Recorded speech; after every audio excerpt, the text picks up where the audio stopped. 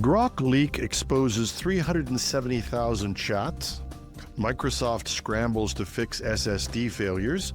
Hackers hijack Microsoft infrastructure to steal logins. The leader of RapperBot DDoS gang is arrested, and hackers claim 15.8 million PayPal logins are stolen. Are they lying? This is Cybersecurity Today. I'm your host, Jim Love. Elon Musk's Grok chatbot has suffered a major privacy failure. More than 370,000 private conversations were exposed online, indexed by search engines, and open to anyone who knew how to look. These were not harmless exchanges.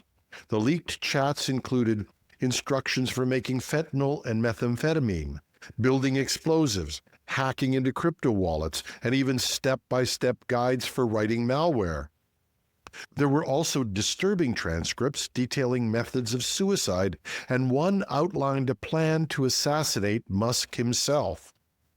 Many users had turned to Grok for business, medical, or even psychological advice, and people shared names, conditions, passwords.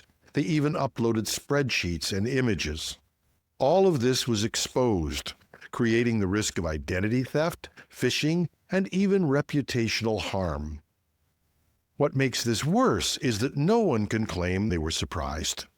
OpenAI had a similar incident just weeks ago when ChatGPT conversations were indexed by Google, forcing the company to pull the feature. Google's Gemini has also shown to be vulnerable to prompt injection, potentially exposing emails and calendar invites. But others took corrective steps. xAI, or Grok, apparently didn't. And there's the irony here. When OpenAI's leak made headlines earlier this summer, Elon Musk took a victory lap, boasting that Grok had no such flaw. Well, it has one now, and the result isn't just embarrassing. It somehow feels like karma. Microsoft's August security update, KB 5063878, intended to patch Windows 11 systems, quietly turned into a storage nightmare for some users. When large data transfers were underway, over 50 gigabytes, and on drives more than 60% full, some SSDs and even some HDDs simply vanished from the system, and data corruption hit hard. Reports also emerged of recovery features like Reset My PC and Fix Problems Using Windows Updates breaking, even when no storage was missing.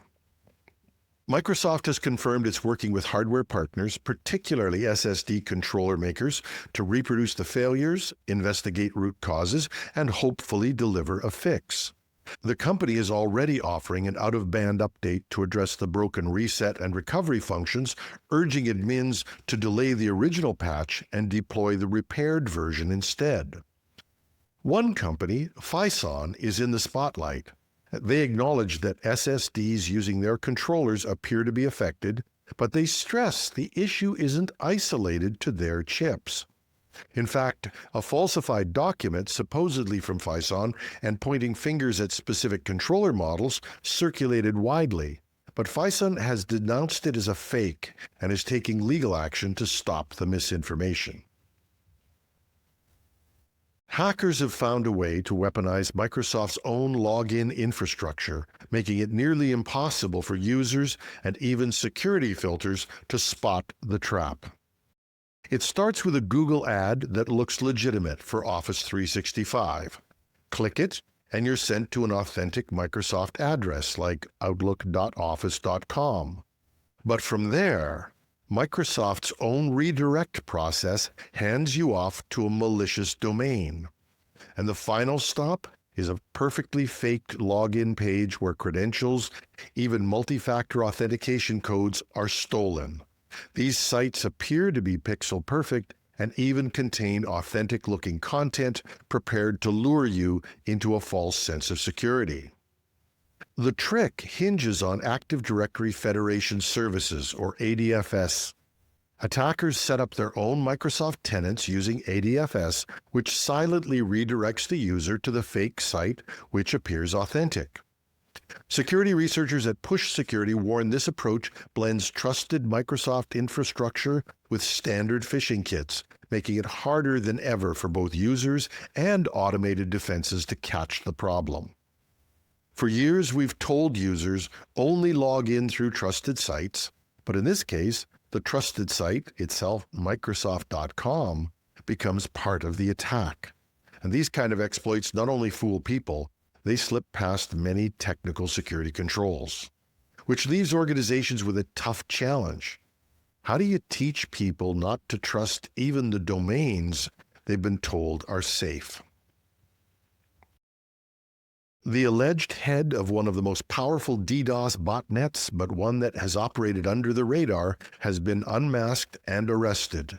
22-year-old Ethan Foltz of Eugene, Oregon, is accused of running the RapperBot botnet, a service for hire that rented out for massive denial of service attacks. RapperBot got its name from the malware family Foltz used to quietly infect routers and IoT devices, building a botnet that could knock websites offline at will. For years, the operation stayed in the shadows, hitting dozens of organizations while avoiding the kind of publicity that usually brings investigators to the door. Foltz warned his clients not to go too far and limited the time and size of attacks. And he gave them one special warning. They were not to attack Brian Krebs' site. A lot of attackers have hit Krebs, only to find it's protected by Google's Project Shield, a service designed to defend journalists and human rights groups from massive DDoS campaigns. But apparently, veteran cybersecurity journalist Brian Krebs got them anyway. He dug in, connected the dots, and helped expose the group. And so the moral of this story is simple. You can run a DDoS service, you can think you're invisible, but to paraphrase the late Jim Croce, you don't mess around with Krebs. And finally, a hacker group calling themselves Chucky_BF is advertising what they say are 15.8 million PayPal credentials for sale on a dark web forum.